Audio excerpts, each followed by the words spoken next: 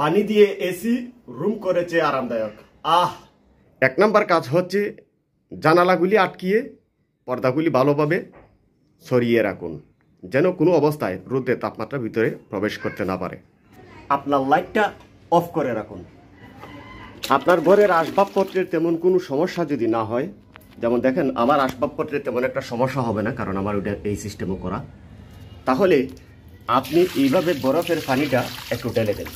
আমি গ্যারান্টি দিচ্ছি 8 থেকে 10 ডিগ্রি সেলসিয়াস তাপমাত্রা আপনার নিয়ন্ত্রণে চলে আসবে। এই যে আমি বালতিটাই ঢেলে দিলাম। অন্তত এসির মতো না হলেও অন্তত 50% এসির স্বাদ আপনি অনুভব করতে পারবেন।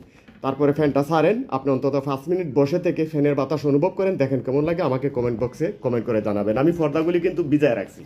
পর্দাগুলি ভিজায় রাখার কারণে আপনার ফ্লোরের মধ্যে পানি দিছি, তারপরে আপনাদেরকে বলেছি আমি যে লাইটটা অফ করে দিবেন আর পর্দা ভিজিয়ে রেখে তারপরে দরজা জানালা আটকে রাখবেন। এইভাবে আপনি দেখেন একবার প্র্যাকটিক্যালে, ইনশাল্লাহ আপনার রাত্রে ঘুম একেবারে নির্দ্বিধায় আরামদায়ক হবে। আমি গতকালকে কিন্তু এই কাজটা করার কারণে রাত্রে খুব আরামদায়ক ঘুম হয়েছে আমার।